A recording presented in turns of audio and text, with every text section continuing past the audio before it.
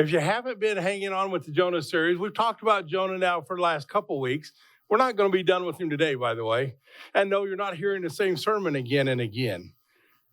Jonah was one of the 12 minor prophets. We know that. Jonah actually was Jeroboam's prophet during the Assyrian Empire about 8 BC.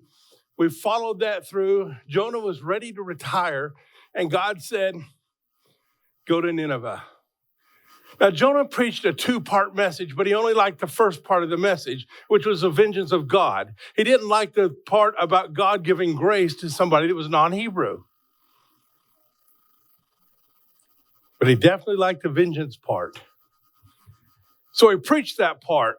And when God said, go preach grace to Nineveh, those non-Hebrews, he said, no, I don't want to do that. And he ran 3,000 miles in the opposite direction to Tarshish.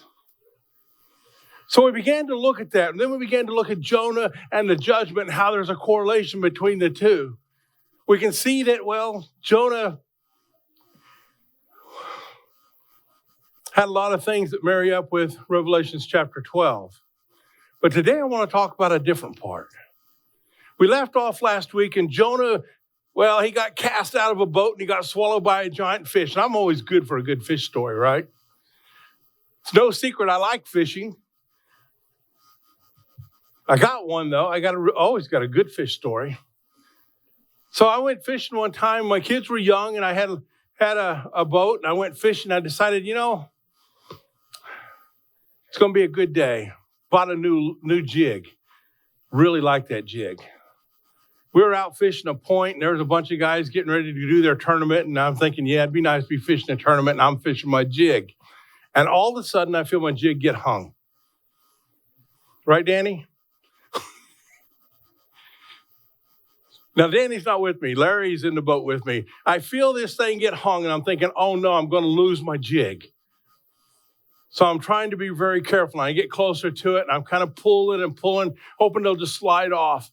And all of a sudden, the log that it's hung on moved. I realized it wasn't a log. It was a fish. I'd reel that fish in close, and all of a sudden, it'd take all my line out. I'd reel it back in close again. It'd take all my line out. And I'm yelling at Larry, get the net, get the net. Well, all my kids were small. They were little. And they liked playing in my boat. They didn't like swinging that big bass net around. So they put it away, not in the boat, and they got out my little trout net. Apparently, it made their toys look bigger. You know what it's like to try to get a really big fish into a really small trout net? So we tried, and we finally get that fish in that trout net, and I can pick it up. This fish it's a largemouth bass. I can actually put my whole fist in its mouth. It's about that long, somewhere in there, right? That's how good fish stories go, right? Now, you can believe that or you cannot believe it. It really was a real fish day. It really was a log day. The size of the fish, you guys are going to ask me afterwards, about a 24-inch bass. It was huge. Jonah is not a fish story, though. Now, there's theologians that want to tell you that Jonah is a fable, it's a fish story, it's a parable, it's to show something, but it's not a fish story. And we know this because Christ is very clear. Christ makes it very clear. He cites it in Matthew 12, verse 40 and 41. For as Jonah was 3 days and 3 nights in the belly of the great fish, so will the Son of Man be 3 days and 3 nights in the heart of the earth. Is Jesus Christ a fable? No. And he's comparing himself and what he has to go through with Jonah. The men of Nineveh will rise up in the judgment with this generation and condemn it, because they repented at the preaching of Jonah, and indeed a greater than Jonah is here. Christ makes reference to Jonah for a very good reason, because we see Jonah repeated all through the Bible, and Christ begins to repeat the steps of Jonah again for us. Luke even picks up on it in Luke chapter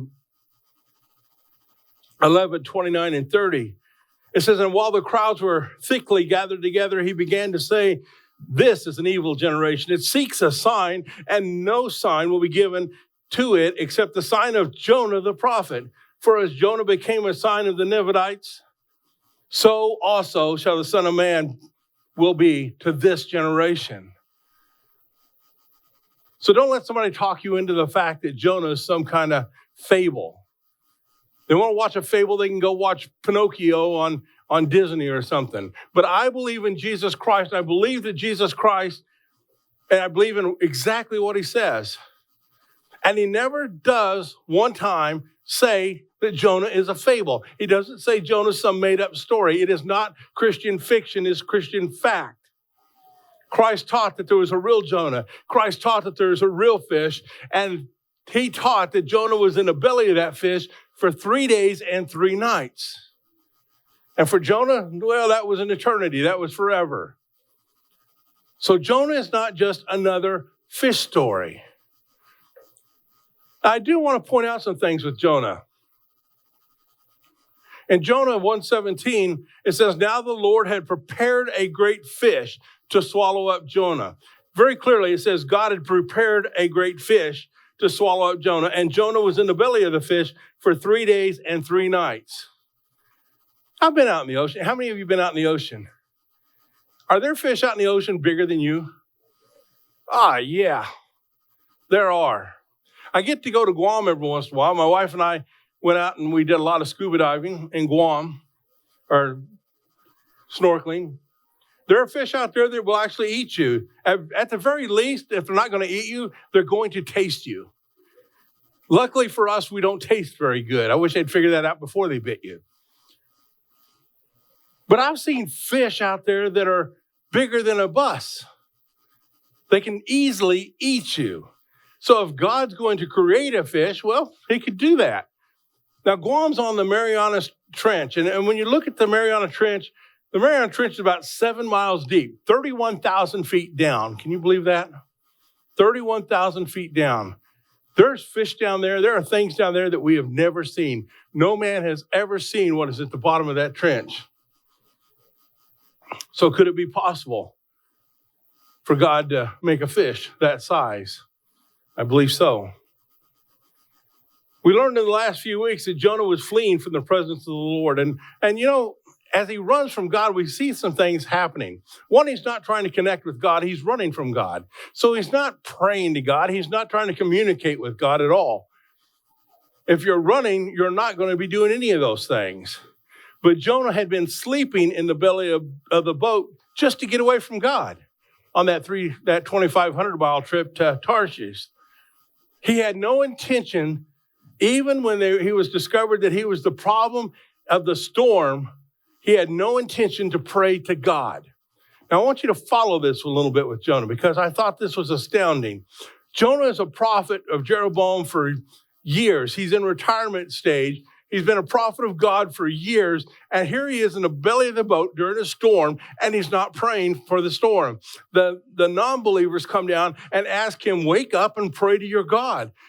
Does he pray? No. He doesn't pray to his God. He was giving God what we call the silent treatment. Jonah does not want to pray, and Jonah does not want to obey. And it becomes very, very relevant right there. Now, I want you to notice something in verse 17. It says now that the Lord had prepared a great fish to swallow up Jonah, and Jonah was in the belly of the fish how long? 3 days and 3 nights. 3 days and 3 nights. Jonah's in the belly of the fish for 3 days and 3 nights. Now, I can tell you, I've seen fish bigger than me while I'm in the water. And you realize real quick, you're not at the top of the food chain. It's a humbling experience. But when I see him, you know what the first thing I do is? I pray. Lord, make that fish go blind. Don't let it notice me. Let it move on. Please don't let this be the day he's hungry. I make that prayer. If the fish was going to eat me, I'm sure while he's chasing me down to eat me, which would be very easy for him to chase me down, I'm praying. If I got swallowed whole, I'm still praying as I'm going down. And when I hit the belly, I'm going to be praying, Lord, get me out of here somehow. And we start making deals. Jonah is fleeing from God. He doesn't pray to God in the boat. He doesn't pray to God in the belly of the boat. Even when the non-believers in the boat come to him and ask him to pray to his God, he does not pray to his God. Jonah refuses to pray. Now we see Jonah, he's been swallowed by the great fish. He's in the belly of the fish for 3 days and 3 nights. And you know what he's doing? He ain't praying. Jonah is not praying at all for 3 days and 3 nights. I thought I was hard-headed. Jonah is so angry at God that he is not praying to God. He doesn't pray to God in the boat, and he doesn't pray to God in the belly of the fish for 3 days and 3 nights. He is in there with the seaweed. He's in there with everything else that the fish had eaten. And you know, as a fisherman, it sounds kind of gross, but when I clean a fish, I like to see what the fish is eating. That way I can go catch more fish because they're all going to eat the same things. I've seen some weird things. I've seen car keys. It's amazing what you find in a fish. But most of the time what you find in a fish are things that are being digested. And whatever it was clinging to when it became part of the digestive system. I can imagine Jonah in the belly of this fish, pitch dark, black, everything around him, floating around there with all the things the fish had eaten, all the seaweed, all those things. He can't see anything. All he can do is feel. So it is a very uncomfortable situation that Jonah is in. It's nothing like Pinocchio, where Pinocchio gets swallowed along with his little friend Cricket, fish bait's what I call him. And then, of course, Geppetto gets swallowed too, the father, the maker, and they're all sitting in there around a campfire singing songs. Yeah, that doesn't happen. That's not Jonah. God is sustaining Jonah so that he can live. But still, Jonah does not pray. Now think of this. He gets thrown over the side in a storm, should have drowned. He gets eaten by a fish, should have died. He's in there for 3 days. He should be digested or drowned or something, and he's still alive. God is sustaining Jonah for a purpose. No matter what tribulation he thinks he's going through, God's sustaining him for a purpose. And he's so proud that he won't even whisper a prayer to save his own life. It takes 3 days in the bottom of the well, or in the belly of the fish, to even soften him up enough to where he's like, okay, I'm going to whisper a prayer. You know, as disciples of Jesus Christ, we know that we have promises that if we pray, God will hear. Do you believe God answers prayers? Amen. Do you realize for Jonah, if he would have prayed right off the bat, none of this would have happened to him? If Jonah would have just said, Lord, I'm sorry, get me out of this. I'll go to Nineveh and I'll do what you asked me to do. None of this would have happened.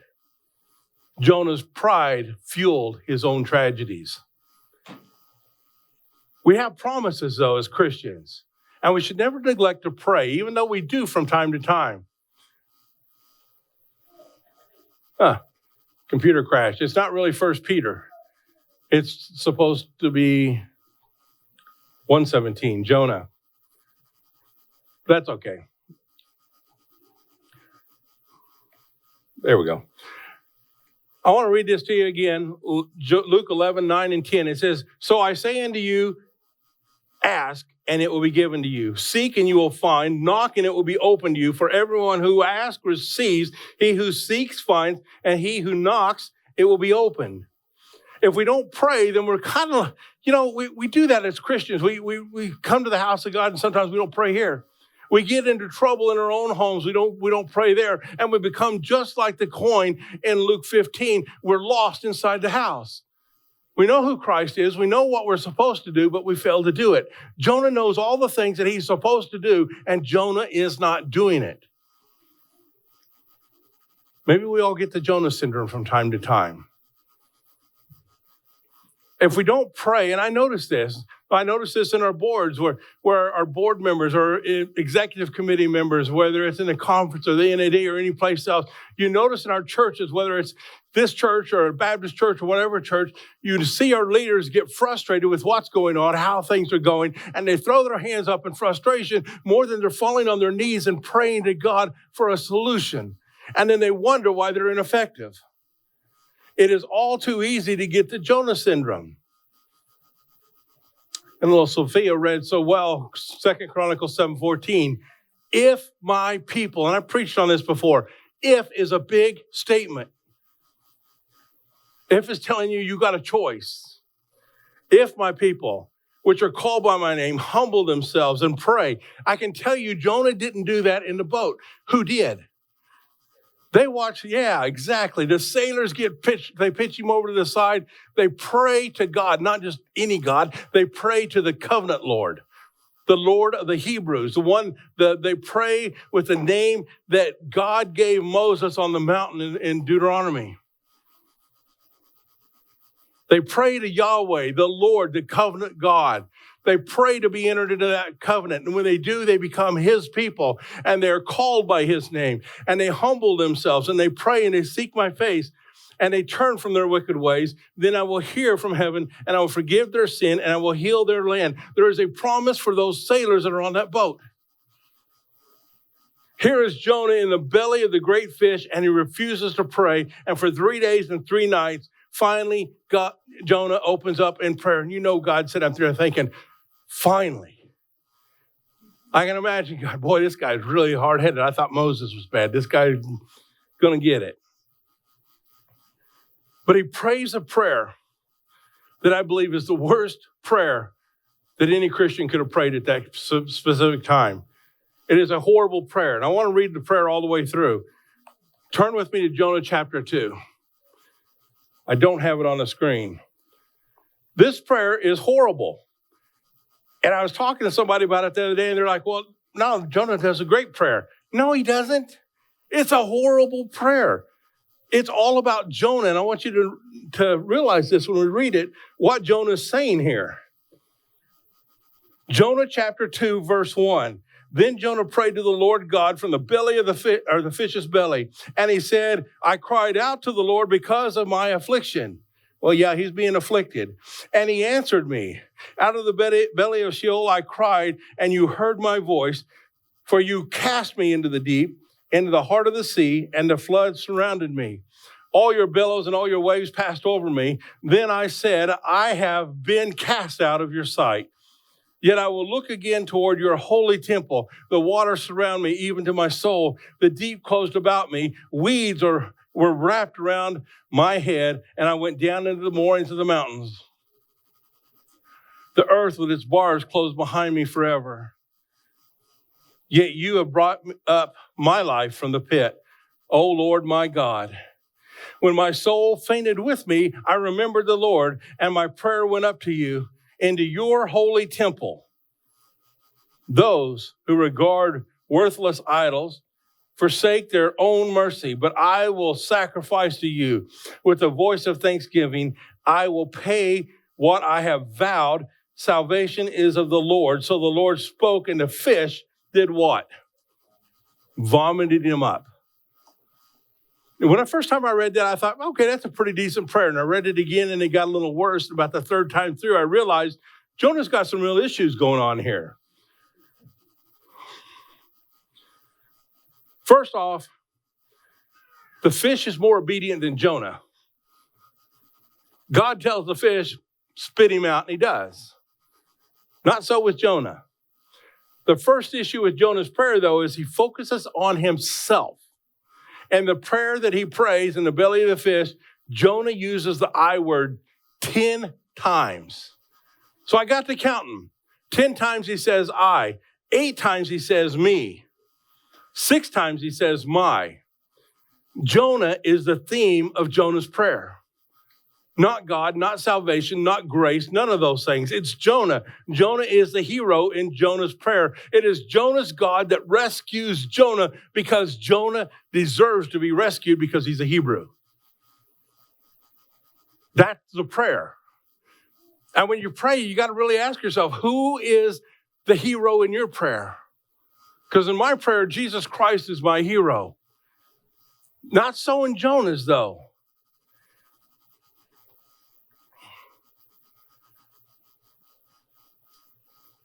In verse 8, Jonah says, they that observe idols for their own mercy.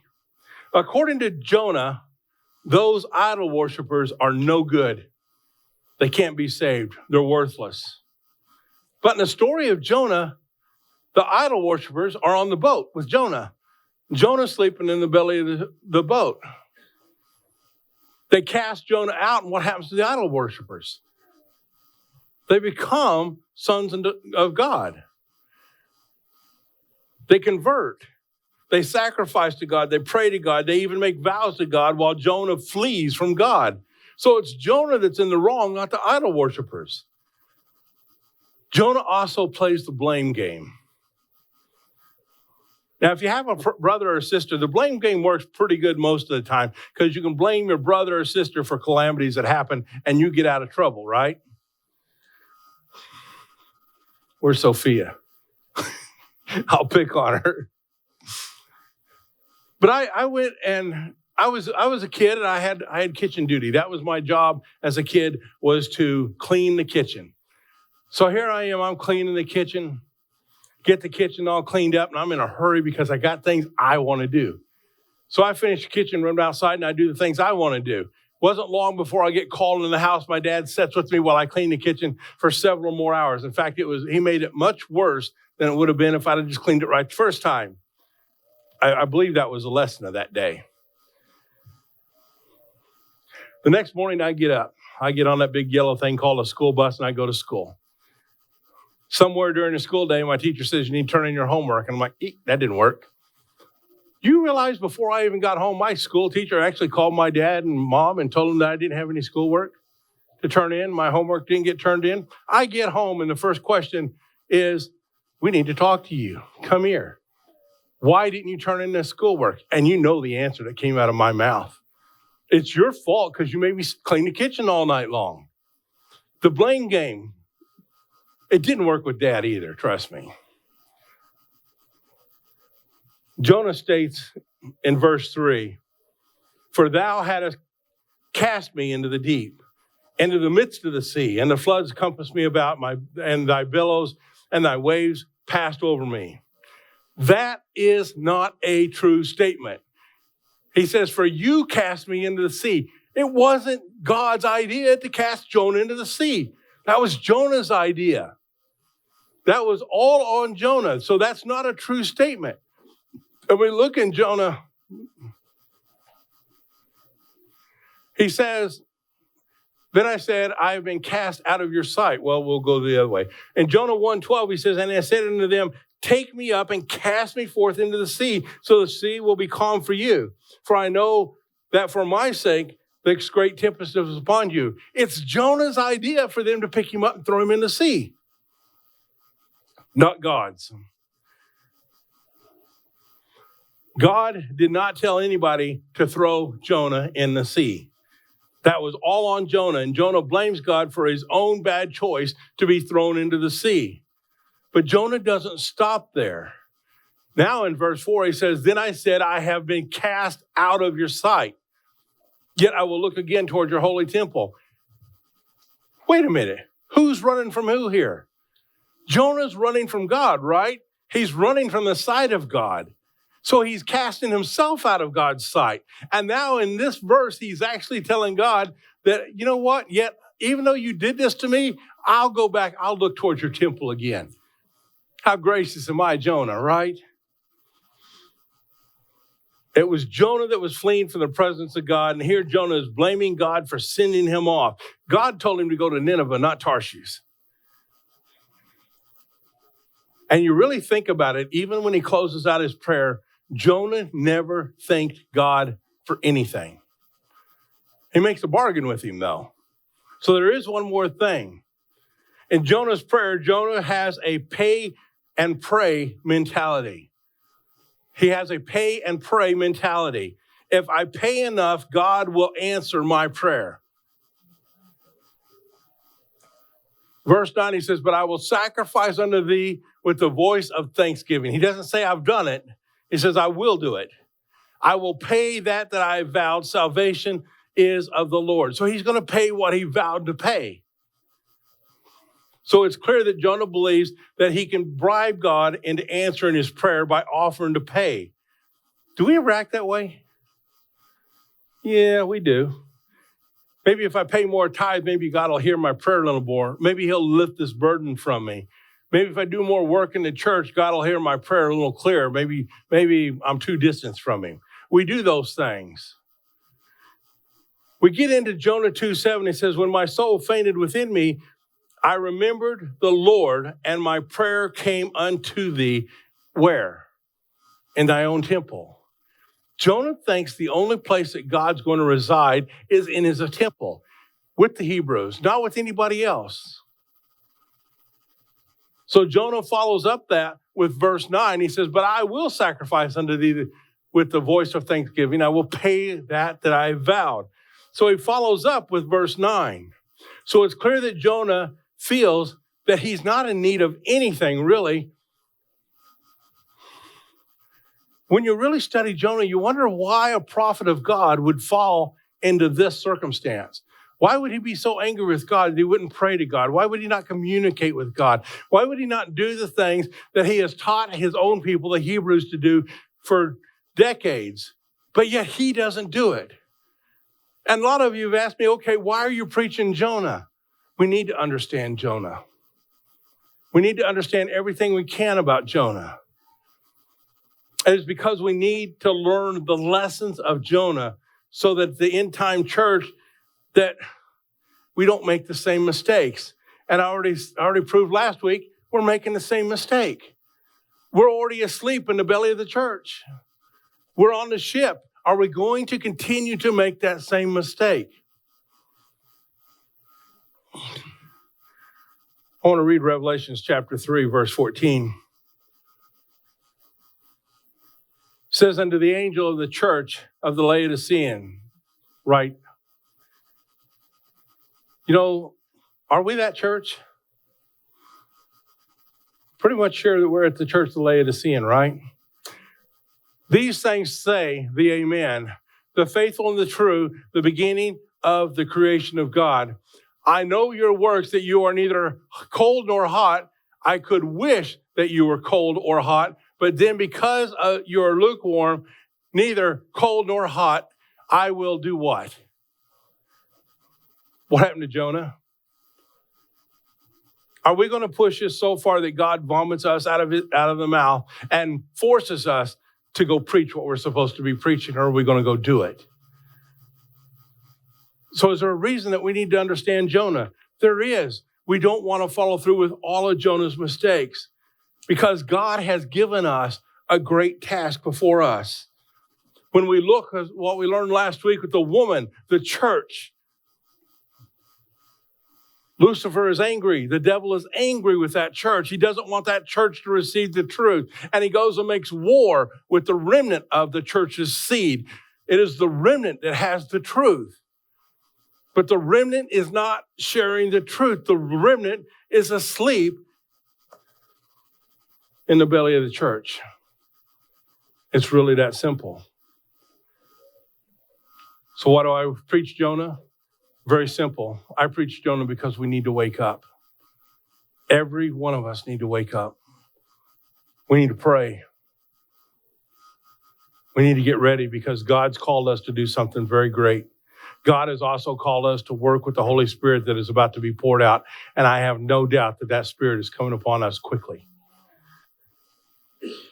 We do need to understand Jonah because it's a reflection of who we are becoming if we're not careful. Please stand with me today.